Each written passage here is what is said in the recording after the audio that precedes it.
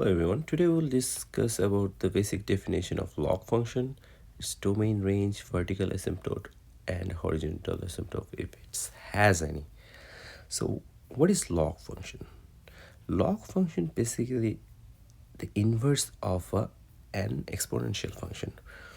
So let's say we have an exponential function ax equal y.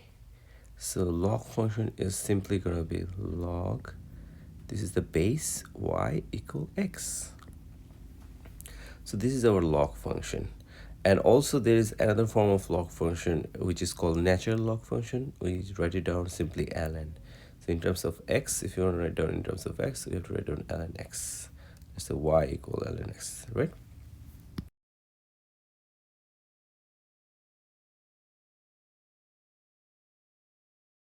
So explain the basic of log function. I'm just going to go over with you guys again. So log function is the inverse of an exponential function, right?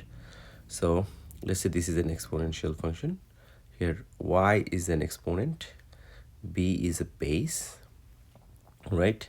So actually if we want to write down in a log function, we can just write it down as this, y equal log bx. Here b is the base, okay?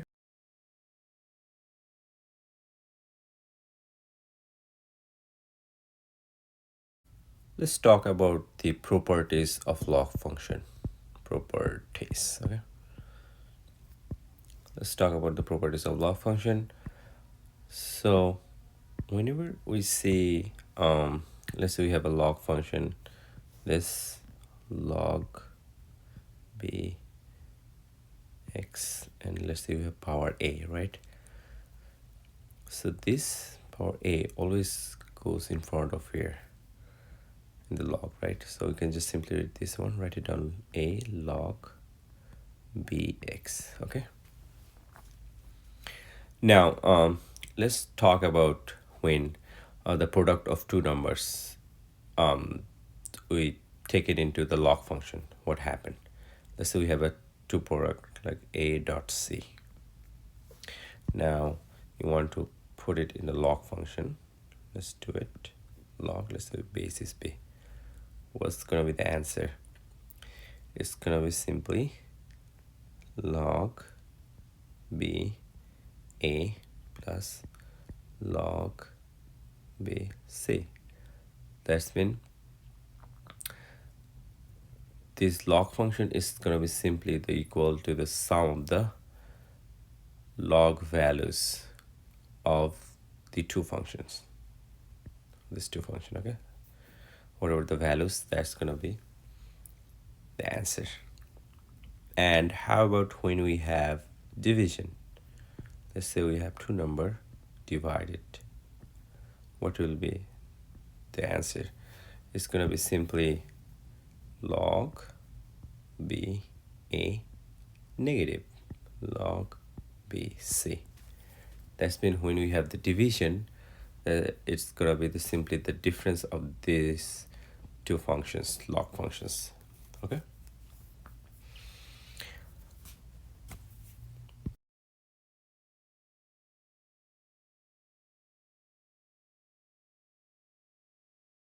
Let's talk about change of base rule of log function.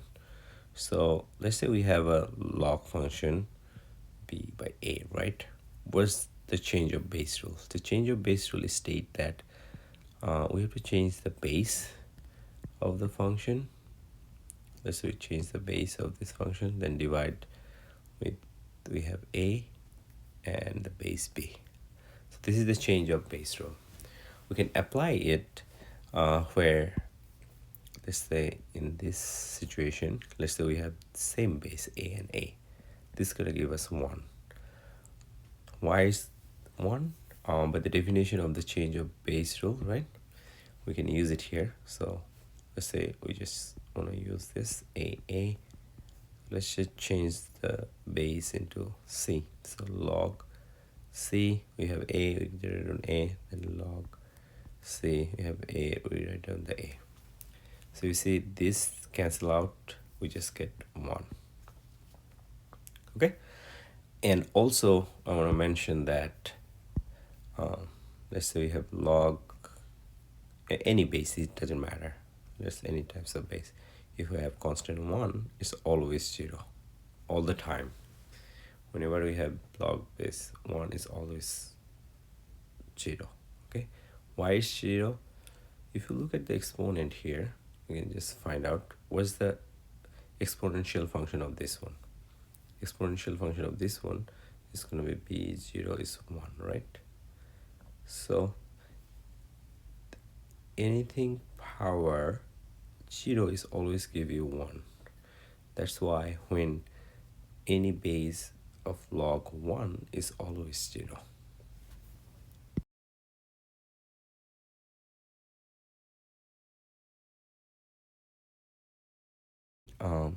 In this log function, this is the base, right? What will be the vertical asymptotes of this log function? Vertical asymptote is simply x equal 0. Okay, that's your vertical asymptotes. So there is no horizontal asymptote for log function. Okay, no horizontal asymptote, never. And for the so let's do a practice. Y equal log, let's say bx plus 3, right? So it's gonna be the vertical asymptote is gonna be simply what? This is equal 0.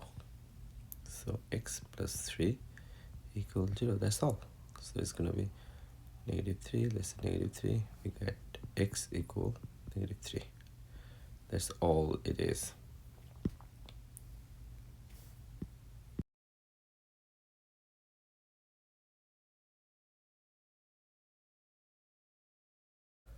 So in this log function, this is the base, right? Base has to be more than 1. And here, x has to be more than 0, okay? So we know by the definition of domain, right, where the function is defined. So this equation where it is defined is called, in terms of x values, that's called domain, right? So it says that domain has to be more than 0 to be defined. So x is all the real number and x has to be more than 0. This is our domain, okay? For the range, however, let me just erase this one for you guys. It will be much more easier. Okay, so base is more than 1, right? This is your base. And x is more than 0. For the range, you see in y, it can have any values from -infinity to +infinity, right? So that's mean our y is all the real number. And also, all the time, for log function, y is all the time all the real number, okay?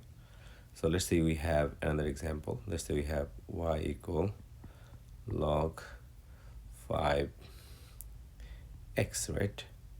So the domain will be simply x all the real number, however x has to be 0. And the range is y all the real number, no matter what, okay?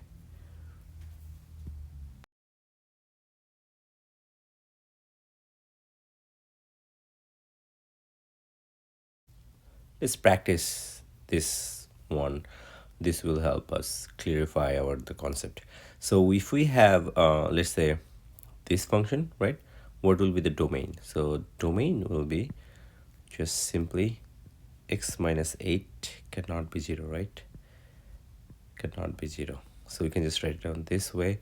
So if x all the real number and x minus 8 cannot be 0. So what does it give us? It gives us x is more than 8, right?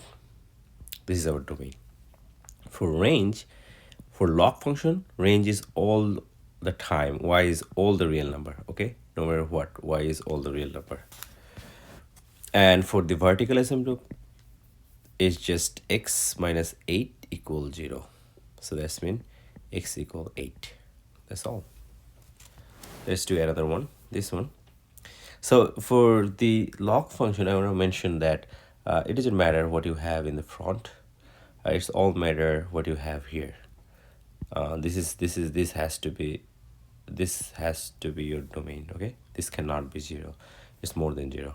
So um, like this one, we do the same thing here. So that's when your domain is simply x is all the real number, however x cannot be 0. It's more than 0.